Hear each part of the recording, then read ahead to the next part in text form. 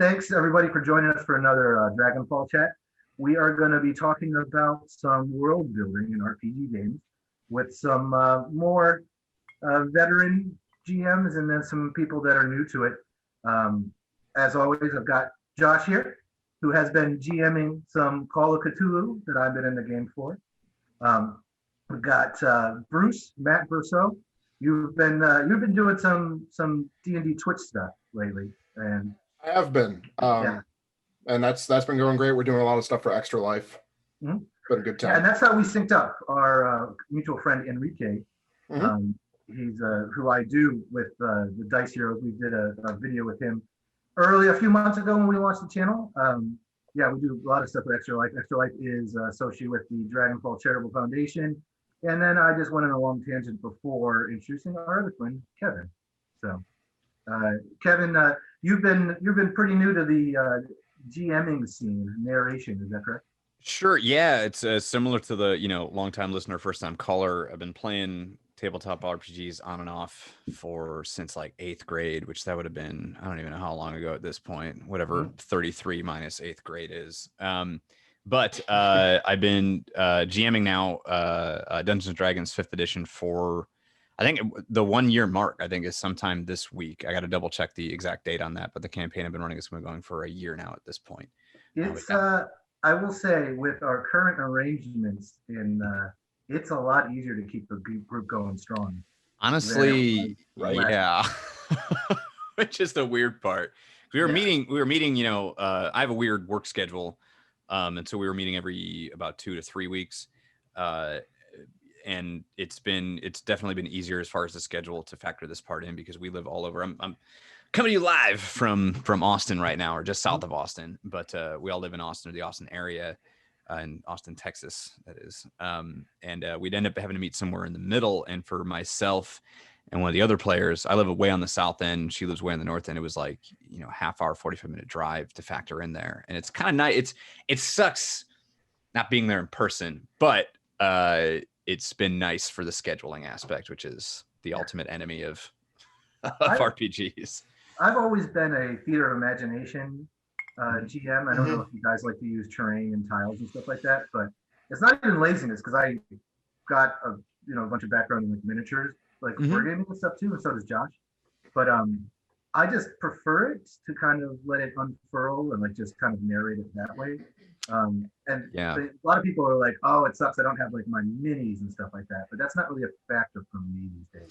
We have our group we got people in Seattle, we got people all over. So yeah, absolutely. And I just coming from a writing background, I'm much bigger into the describing things than I am having these like elaborate sets and all. And Bruce can speak on this end of it. Both of us back in high school got into Mage Nights, which I don't even know if those are still a thing at this point, but is miniature, wargaming, whatever. Wargaming light, yeah. But I got very big into the terrain building end of that. So it's not for lack of, ability or anything, but it's just much more fun to, describe. I prefer terrain as well. I just primed up some houses for little fantasy stuff. I do not know what I will use it for. I do not, but I'm going to probably donate it to the Dragon-Fall convention for the 2021. There you go. There you go. Let's talk prep work. I feel like I want to hear Bruce. Yeah. Tell me what's the prep work you put into pre-campaign? Any advice you would give for that? I think it's going to be very different than mine. That's sure. So the very first thing I do when I'm setting out a campaign or a one shot or anything along those lines is I try my best to figure out what's the core theme. Is there like your traditional BBEG? Is there like a social injustice that your players are trying to topple? Like what's the core piece? And then once I have whatever the motivating factor for the players is going to be, I try to break it down into acts, something that I can easily kind of segment, understand, hey, we're going to role play for this period of time. Then there's probably going to be combat, role play, combat, ad infinitum, depending on the setup. But one of the big things that I do now that I wish I would have done like way back when I first started DMing, was really sitting down with each of my players and understanding a bit more about their character and background.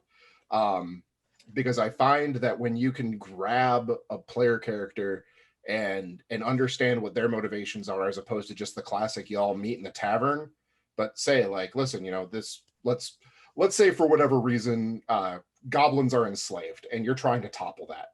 Well, if one of your player characters is a goblin, or, you know, is part of like the Underground Railroad equivalent in the area, you now have a tie-in as to why that player character, you can introduce them in a different way. But getting that motivating piece in with all of my players is really how I try to suck them kind of into the world that I'm trying to create. All right, so player, I mean, I'm big on player empowerment too. It's almost like I do a outline that's kind of like one of those like snowflake outlines that can just branch out. And I do a lot of research at the beginning for the setting, and then kind of see where the chips fall, because as we all, you know, everyone knows the players are gonna, I mean, people say that the players hijack it, but honestly, I'm taking requests. You want to hear that this is the hit song you want to do? Let's do it. Oh, you guys are not super into combat? I love that. You know, like I think it's it can bite you a little bit having like a loose structure, you know, especially if you're not on your game that night and you have to improvise a lot. But I feel like, I don't know, Josh is in one of my games. Like, is that fun and empowering for a player? Like, is that fun? Yeah, it is. It allows us to do a lot of things that we may not have been able to do had you been doing a more structured kind of game, like hatching baby chimeras. Yeah. You have baby chimeras. You're raising them very well. Like they're loved. And you know, it's just one of those things. It's like everybody in the group's got pets other than Geller, and it's just like that just kind of came about naturally. Like you guys got them from the arena, I believe. We're playing Zweihander. I don't know if you guys have played that before. I'm not familiar. No. It's okay. It's like, so Warhammer Fantasy Roleplay back in the day was really good, the second edition, and they stopped doing that with Green Ronin, and they've kind of like they've kind of somebody kind of like re-skinned that as Zweihander. The rules can be a little bit too complex though, as Josh will guess. Kevin, what's your prep before? I think new GMs, I think prep work is probably the advice they might need the most. For sure. So a lot of this has been kind of trial by error. So while I didn't have a lot of background specifically in GMing, I have a large background in a lot of different artistic stuff. I do a lot of spoken word poetry and music and a bunch of other things. So it was neat to adapt that process to this. And I think as far as like world building prep specifically, I definitely agree with Bruce and I definitely agree with Matt on conferring with the players. I think it's huge, and it makes me feel like I'm doing something right when I hear Brousseau say like something you wish you had done earlier. I was like, fuck yeah, I'm doing that right out the gate. Is conferring with the players, because essentially what I did for the campaign that we have now,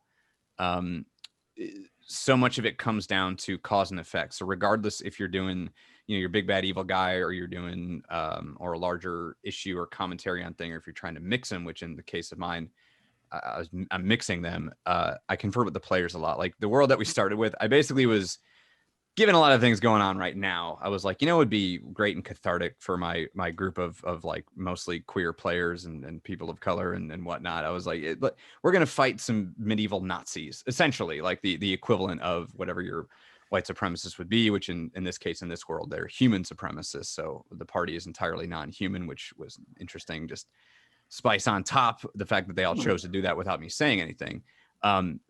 Point being, though, I built the world around that, and it was a cause and effect of like, well, what would make a group like that possibly come close to power, which obviously studying history and knowing that kind of stuff helps. I know Matt Colville has a bunch of videos on the internet all about that, as far as history applying to the worlds that he builds. But having that as a starting point and kind of just going cause and effect, it's like, oh, well, why would they be in power? Oh, well, because there's this other, extenuating circumstance that would make people run to that. It's like, okay, well, what caused that circumstance? Oh, well, maybe it was this war X amount of years ago. Okay, well, what caused that? And just going cause and effect out from there, building sort of the history leading up to when the players come in.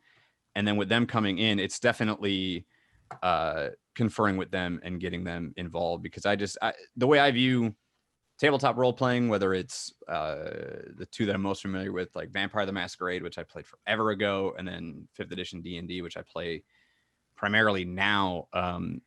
It's basically, it's like the best trick for getting your friends to make art with you, because it's essentially like, hey, let's tell a story, let's create more or less a TV series no one will see, like that kind of thing. Let's create this narrative together, and you're tricking them basically into making art with you. And so getting the players involved, to me at least, that's paramount. You can be the all-controlling, all-knowing DM if you want. I feel like that's just in my experience of having those kind of being in games as a player where those guys are in there, it just runs into, you just don't feel as part of the process. You don't get as invested. Whereas if you talk with each of your players during their character creation process and work elements from the world that you've made into there, like they're like, hey, I want my parents to be wealthy or whatever. We come from a wealthy background, but I gave up that wealth. It's like, cool. Well, how about your parents are these diplomats who helped bring peace from the last war, which I already created. So you work those things in there.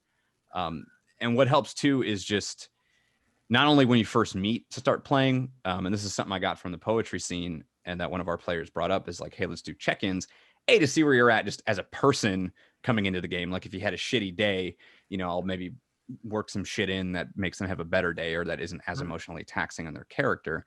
But also I'll do check-ins every so often with certain characters leading up to a certain session. I'll kind of ask them questions about their character, or if I feel like their character doesn't seem as invested, or if I'm trying to figure their character out still, I'll ask questions here and there. It's tricky not giving away the whole game in doing that, or giving away things that are coming up. But it's, I would say, as far as prep, do prep beforehand, build the bigger events and the gist of the world, and then the finer points of it, like the fun stuff that comes up in between that keeps them invested. Like, fuck yeah, talk with your players beforehand, talk right before you start gaming, talk in between, and all of that. Yeah, I mean, so you're looking as like an artistic expression. I think I'm pretty close to you, but I'm more, especially these days, I'm looking at it as more of like a therapeutic thing. Oh, that too. 100%. 100%.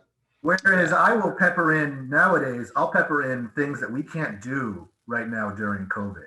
So so you're bringing in some of the social justice stuff, which I applaud, Yeah, I'm more like, hey guys, the dwarves are having a festival and there's going to be, ale and meat pies and fireworks and stuff like that. That's a really good idea. It's fun. And orcs and giant boars. Yeah. So like something goes wrong at the festival and you gotta, save everybody and stuff like that. But there's time just spending, like I put effort into what are people eating, what are people drinking, like I like that. Pepper in that kind of stuff, because I mean, in Chicago here, we just got our second lockdown. Like restaurants are closing indoors and stuff like that. And I'm not saying that that's necessarily a frivolous idea, but the reality of it is we all miss that stuff, Yeah. Oh, absolutely. Absolutely. And that's been what's been interesting. I mean, specifically related to COVID here in Texas, not much is locked down. Not much is locked down anymore. They just started reopening bars in Austin and in San Antonio. And I know those two, at least, because those are the two towns I'm in the most, one I live in, one I work in. Sure. But man, I didn't even think to work in stuff like that. That's good though. But I mostly bring it, like I said, just as far as the therapeutic end. As an artist like myself, I get a lot of therapy out of art, and that's been sort of a drive for a lot of that. And then I definitely bring that same thing into the world creation, as far as like I said, like what would be cathartic? It's like, well, let's make a medieval Nazi and give all of them a chance to punch a Nazi in the face. It's sort of that angle of it. It's like, hell yeah. Cause it's something that again, it's that escapism of like, you have larger world events going on that you ultimately can't do much about. I mean, you can, and that's not to diminish and take away anything from protesting, anything from that. I, try and be as active in a lot of that as I can be. But as far as like having a big direct effect as an individual, you don't really get that catharsis. So I try to bring that to the game as far as like in the same thing you said with COVID. Hey, you're missing festivals, you're missing, with the full lockdowns, all of that. Again, it's not a frivolous lockdown. I think we should have more of that. Besides the point, Well, but I mean, yeah, it's you a live hook. in Alex Jones's hometown, so I mean, it's a Yeah. pretty liberal enclave in Texas, but There is, but it's still Texas. So Bruce, have you done any pivots with our current times? Like I know a lot of people probably are going to be like eye rolling that we're talking about COVID, but I think there's some like as far as like role playing world building, I think it's changed it. So Sure. So I mean, first and foremost, the biggest change has been going digital. Like Kevin, like I assume, you and Josh, I played a lot of my stuff in person before any of this stuff happened. That's how I met players. That was how, going to conventions, doing different things, and kind of exposing yourself, getting people out there. So just going digital in and of itself has been a huge change in terms of world building. I think one of the things that intrigued me most recently and ties back into my most recent game that I ran for Extra Life was playing with a group of evil players. I wanted to kind of take the idea of the bad guy, and twist it a little bit. So I mean, the stream is out there at this point. So essentially, the good guy goes a little law and order on the world, and he uses an artifact of incredible power to try to force his idea of good on everything. And it's up to then these previously like downtrodden, like discarded by society evil characters to stop them. And they don't even realize that that's entirely what they're doing until like midway through the one shot.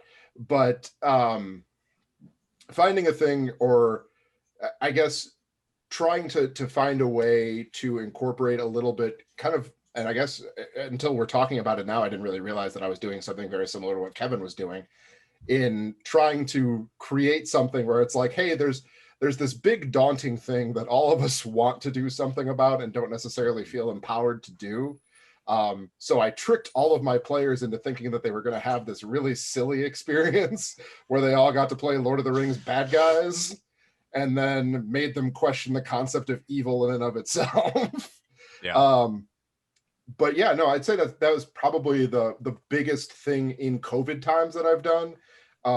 Just kind of in our current environment and climate, or how I've incorporated the real world into gaming. But I think no matter what, and I think me just saying that I'm just now recognizing that I did this is a great example. No matter what, your life and everything, it's going to seep into the worlds you build. There is no way to completely divorce. And to Kevin's point, I see creation of these worlds and stuff. It's an art form. It's a creative outlet for me. I don't consider myself an artist, so to speak, but push comes to shove, it's a great creative outlet for me. It's something that I've kind of used to fill in a lot of gaps that I don't get anymore because I just have a dreary office job. Unless my boss is watching, in which case I have a deeply treasured office job that I love. That's good. But my boss is kind enough to donate to the foundation, but I don't think he's going to watch this video. Sure. I very sincerely doubt that anyone that I work with is going to ever check out this video. I know guys I work with will solely to find stuff to make fun of me for, so happy hunting if y'all watch it. Sorry. So Josh, you've been GMing for less than a year now, right? Like about 6 months. I started in March because it was really, for me, it was a lockdown activity. Yeah, and which I was great for because I've been trying to push you out of the nest for a while, and I think you before sort of like I don't have that creative itch before, but every session you're better. You're getting good, man. So is there any advice you wish you had when you had first like taken that plunge into narration or anything like that, or something you would give to someone that's kind of like just looking like, because there are new COVID GMs because this is a social outlet as well as a creative outlet. Yeah. So For me, the world building is substantially different, I think, because we're playing in the US in the 1920s, and the world building has already been done for us in a lot of ways. So a lot of the trick is to remember that you're in the 20s and that certain things didn't exist, or things may have worked a different way, and just to kind of roll with it. The other thing is, I'm not giving my players a whole sandbox. We've got kind of it's more like a series of Scooby-Doo episodes, right? So there's a mystery, and they work and they solve it and survive and don't go insane, hopefully. And then some time will pass, and then there's another mystery comes up. And I can't give too much away because Matt's one of the players, but I have been seeding some things that are gonna kind of tie in later down the line. So I'm using a lot of pre-written scenarios still. I'm not ready to completely branch out on my own. And I wish that somebody told me to not treat those as scripts,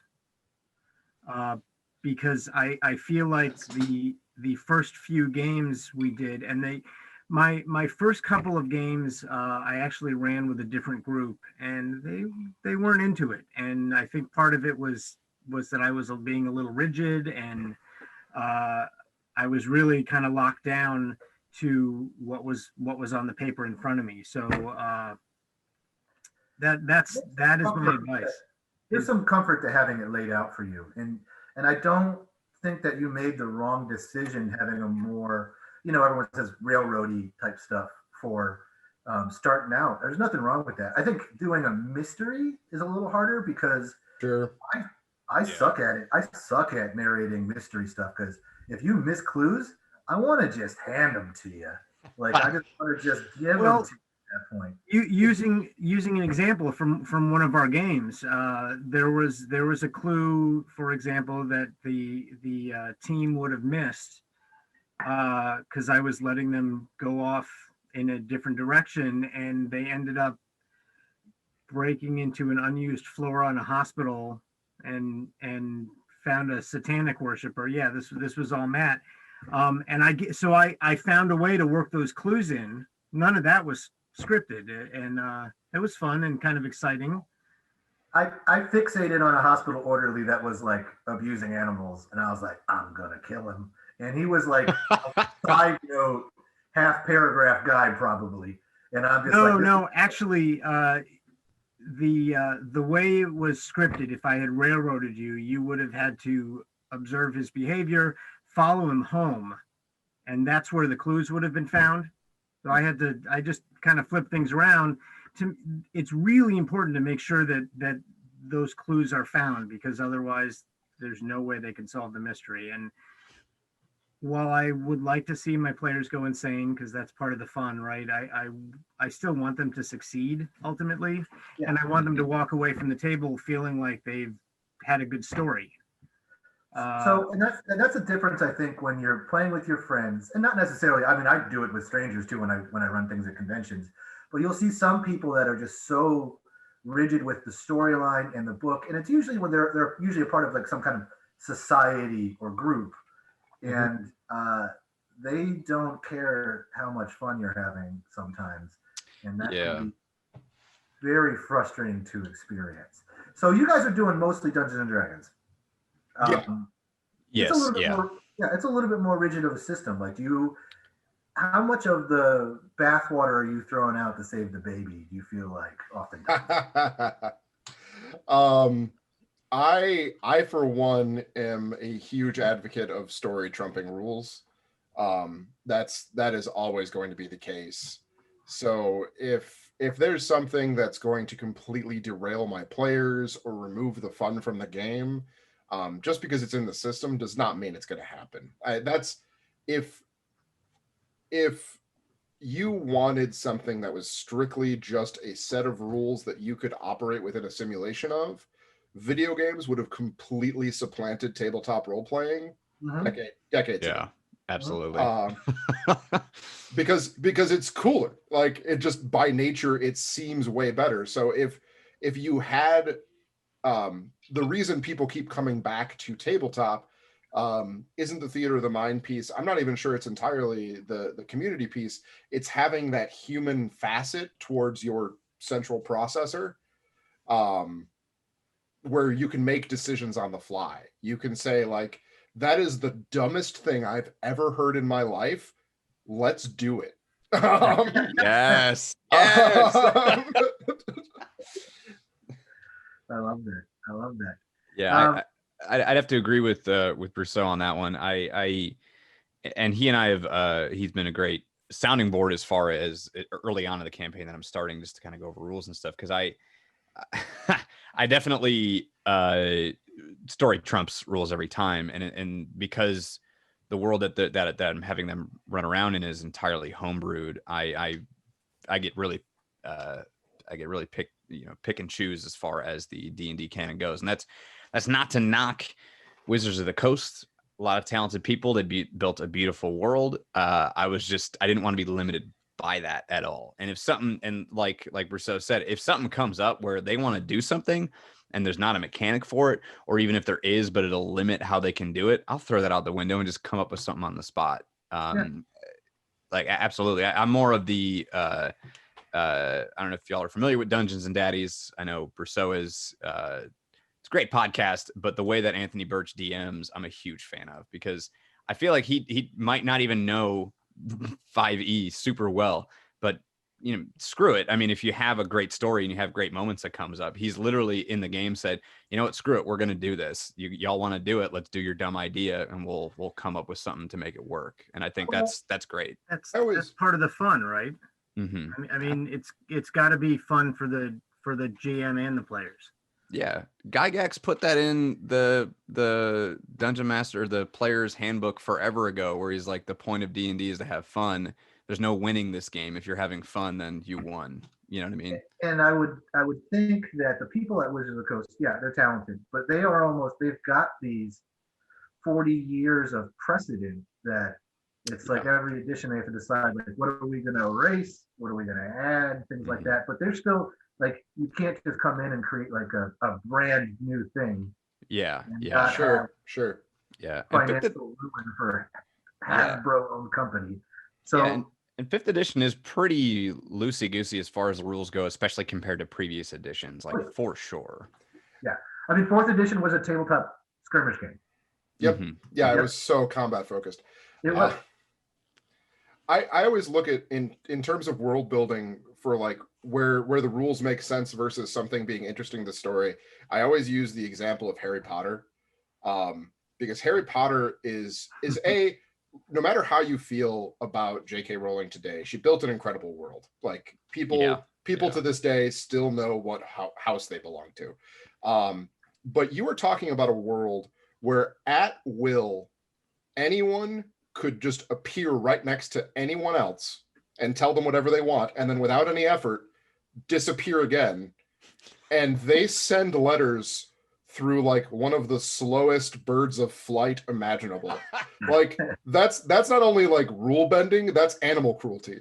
Like, but it's great flavor for the story. But it feels so good. It feels so visceral that you want that to be the way things are. So even though it makes no sense whatsoever that's how things are, that's how things have to be, because it feels good. And I that's the kind of what I try to bring to any of the worlds that I'm building. So yeah, and with the storytelling driven type stuff, like, how do you guys, so I think we're all pretty much in this game. How do you guys feel about the current, I think it's kind of a trend of, like, rules agnostic settings, where people will just be like, here's your playground to play in, use any rule system you want. I'm not gonna try to recreate the wheel there. Do you think that's a worthwhile endeavor, or would you pastiche that with something? I would say that's something that you can do with limitations, right? Like, even a sandbox has edges.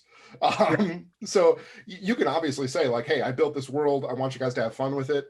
If you are a fan of D&D 5e, D&D 5e should plug into this perfectly fine. It's kind of what I built it around. if you're a fan of all flesh must be eaten and you want to run a zombie campaign in here, it should work.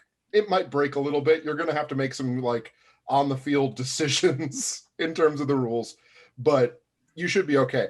I think you have to build a world with a rule system in mind. And I think that D&D tends to be sort of the standard, that or Pathfinder. But as long as you have like a good, I go back to my first comment on theme. As long as you have a good theme to your world, as long as there's like a clear motivator, the rules don't matter that much. You know, you need something mutually agreed upon, but you know, the goal is to drive the narrative forward. That's a very like old school role play like mindset though you got there. Like the narrative matters most, and if the rules don't work, oh well. I mean, like the old stat blocks did not give you every single idea that could be physically possible. Yeah. Exactly. Yeah. And I just wing it whenever someone's like treading water in armor. Like I'm not going to look up that formula. Yeah. Which playing in the age of the internet, it sounds silly to say because it's been around so long, but like the fact that I can Google homebrewed rule sets for other stuff, that helps. I don't know if that answers your question exactly, but I do mainly agree with Brousseau on that, where it's, man, you can be loose with the rules, but I in the same mentality of a sandbox needs edges, like whether it's a system for, like you said, treading water, or a system for the spreading of fire, which I came up with my own thing for that. I haven't gotten to use it, but I came with my own thing for that. Like, as far as like different things that you can might come up with a mechanic for, cool. That's all well and good. And there's a lot of ways to do that, but you have to have something in there, and there has to be some consistency, or else the world falls apart. And that's the same thing with like world building as far as themes and ideas and stuff like that. And I've been watching a lot of Netflix, obviously, like most of us are stuck at home. But one of the shows that my spouse likes, we both like, it's like kind of a guilty pleasure, but I also just, every time we watch it, I'm like, I just point out the stuff I don't like about it, which is, so it's the Netflix Sabrina. It's not Sabrina the Teenage Witch. It's Thrilling called Adventures of Sabrina. Yes. A lot of great parts to that story, but the thing that bugs me, like the reason that I don't like, we watch it, but the thing that draws me in is not their world building, because I feel like their world building is wildly inconsistent, because it doesn't have rules established. Stick with me on this, but it like if you do watch the show, it's great and it's interesting, and they're doing some neat stuff. But like the fact that like the whole show is, for those of you who haven't seen it, is built around, oh, there's like a church of Satan, and that's what all these witches prescribe to, and you know, the devil is real, and blah blah blah blah, the Dark Lord, all that stuff. What my biggest beef with it is that, yes, you have this, and they're all supposed to be evil, or like on the more evil side of things. And I guess later in the show they get into turning it on its head, but because it is this Dark Lord that's wanting them to do terrible shit, immediately I'm like, as a society, that would fall the fuck apart so quick, because everybody would just be backstabbing each other. And that does happen. There is backstabbing and, you know, cloak and dagger type shit that does happen in the show, but it's like so inconsistent. Whereas I just feel like you can have that same concept, and there's really neat stuff they do where they mix in biblical things and other mythologies. And it's just, the great ideas in the show. I just don't think they're executed well because they don't have rules. Their sandbox doesn't have edges. So they go off on tangents that then, you know, throw out other type of shit that they had in there. And then it just kind of immediately, it removes you from it, you know? It's not a thing. And That's a problem with a lot of TV shows. Yeah. You're making me talk about Sabrina the Teenage Witch, though. So we're moving on to rules. So, I mean, we are going to be wrapping up kind of soon, but I do have I think one of the main, if you just want to give advice for like a new player, a new game master, I think we're talking about rules there. I think not tripping yourself on specificity of like certain things. If something comes up and it's a really edge case, I think you can hand wave it and come up with something adjacent to a rule, you know, and just kind of let that stand. And I think most players will just be fine with that. Like they'll just be like, oh yeah, okay, that sounds about right, rather than halt, page flip, and go through it. You can go and write in your notebook to learn that for later. But like I grew up playing Shadowrun Second Edition, which is a rules nightmare. It's like you throw as many d6s out as Warhammer 40k. And when I was talking about Tread Water before, it's because that had a formula that went from just regular brackets to squared brackets, and I was just like, I'm 12. Like let's like I can't do that. And there's certain things like encumbrance and stuff like that I think that you can decide whether or not you're going to do it. And I don't think there's any judgment there. There's not a championship of game mastering. So I don't know. That would be my advice to a new player. I've given that one before, but like, what would you guys give to a new player? I guess I'll jump in. I cannot recommend highly enough not knowing any better. You and hear me out. This sounds counterintuitive, but just getting started is the best experience you can ever have. I know so many people who have played tabletop role-playing games for as long as I have and feel totally incapable of moving over to the other side of the table and game mastering. And the fact of the matter is that you're perfectly capable of doing it. Your players will likely have a good deal of fun because you know what makes a fun game. Just getting in and getting started and making mistakes, learning from them and adapting is going to be the best way you can go from being I've never GM'd before to everyone on the face of the planet wants me GMing their games. But it's the only way to get started is jumping in and acknowledging like, yeah, I don't really know what I'm doing, but I'm going to do my best and get in there. Josh, what you got for us? What would you give? What's the advice you'd give yourself from 6 months ago? It's the advice I did give myself.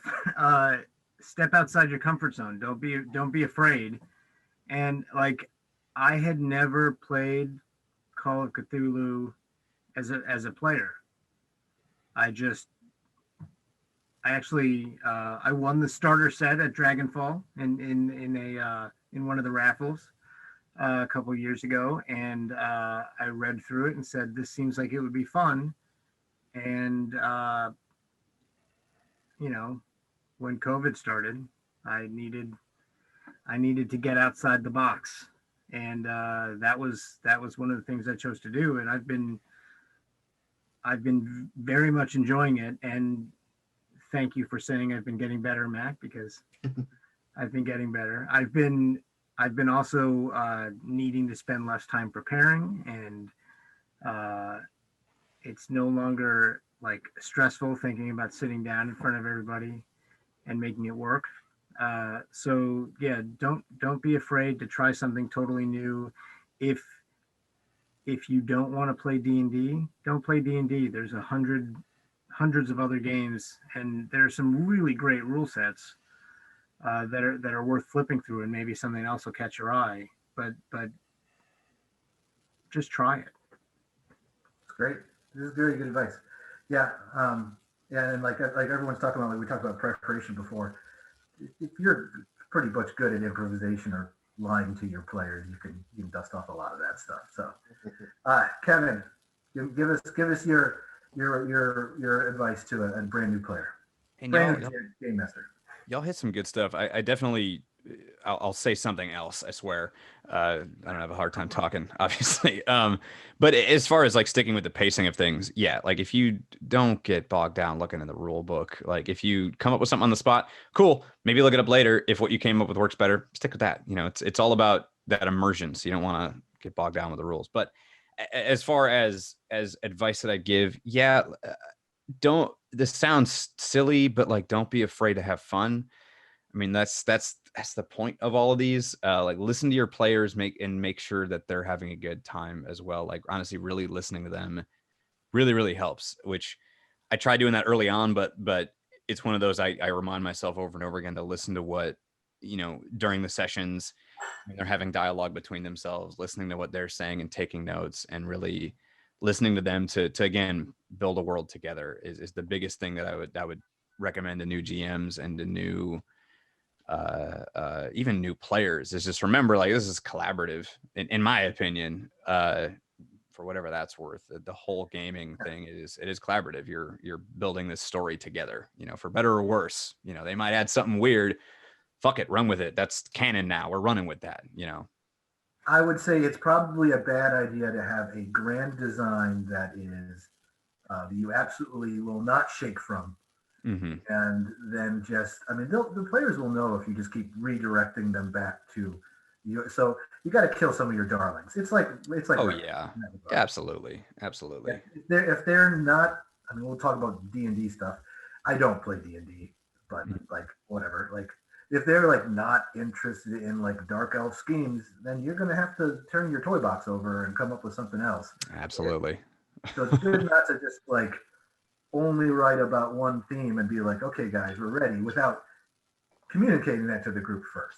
Mm-hmm. Being like, this isn't going to be a campaign about this. And if they're like, I don't like Eberron, then you know that maybe you shouldn't invest the next 3 weeks writing an Eberron campaign. Yeah, I wrote up a whole, it was like a page and a half of like expectations for the game, as far as like everything from like social, like here's what we do and don't do, but as far as like what the game was and what to expect, like that's just, like I said, communication. That's the biggest thing I'd recommend.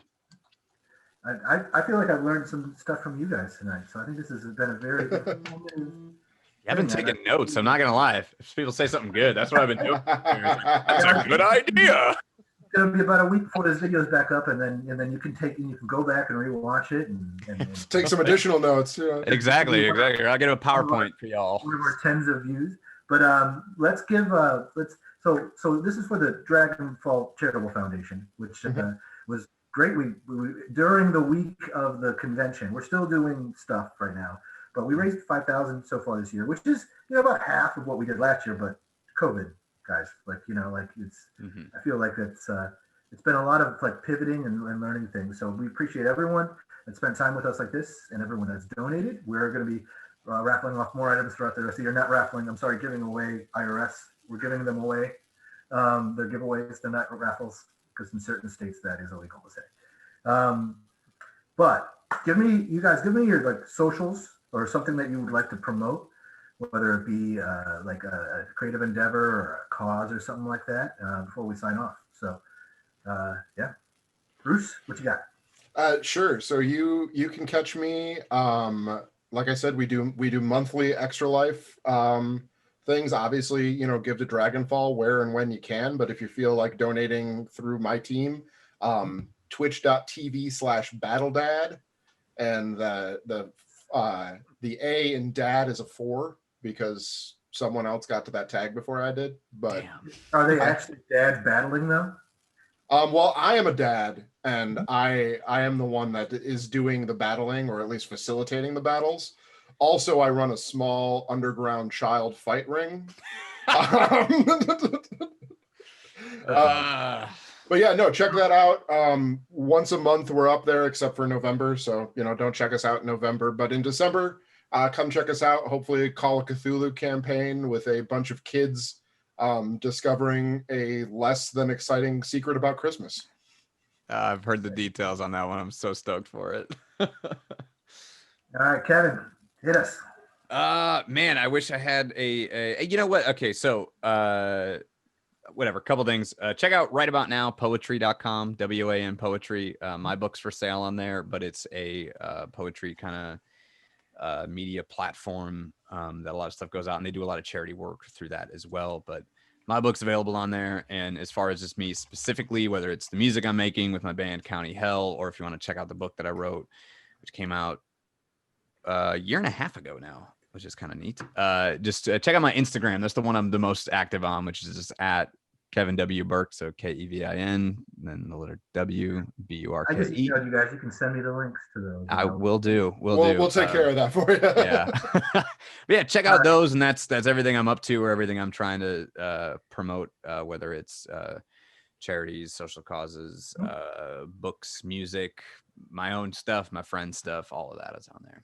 And then I do every once in a while little clips of little bits of stuff that I'm doing with the campaign that I'm running at the moment as well. County Hell, is that a Pogues reference? It is, yeah. So it's a band that me and my best friend in poetry, the one and only Bill Moran, started. Me and him have loved music forever. We finally decided to make some together, and we found a band that we both loved and picked something from there. So yeah, we're just called County Hell, and that's Cool. it's a little bit of metal, a little bit of hardcore, a lot of me screaming into this thing. So it works. Yeah, I had a feeling we haven't met in person, but the power trip shirt and yeah, I think we may know some mutual people. I grew up. We might. So yeah, I mean, I was once banned from Canada for 2 years because my old band was supposed to play with Fucked Up, and Nice. we lied and said that we weren't a band, and you were supposed to get like a license, and then Punk got me banned from Canada. So Oh no. That is so Punk. That's Yes. yeah. Getting banned from a country is probably the most punk thing you can do. And there's Especially only- Canada. There's something Yeah, about getting banned. they're like so chill, but you piss them off enough. I did. And then, I don't think that law is on the books anymore, thankfully, for the people that are young enough to be in bands. But Fucking A. That's good. Josh, That's Josh, good. what do you want other than Dragon-Fall, Josh? What would you like to shout out right now? You can find more about me online at jaylepatton.com, which is mostly music related and pictures of my dogs. And also at chicagoskirmishwargames.com, which is not really RPG related, but there's lots of pretty painted soldiers. So lots to look at. Cool. All right, guys. Yeah, thank you so much for your time, and hopefully, maybe we could do a couple more of these down the line. A couple, get a little Totally down. nuance. Oh, yeah. Yeah, appreciate your time, and everyone check out dragon-fall.com. Thanks again, y'all. Thank you.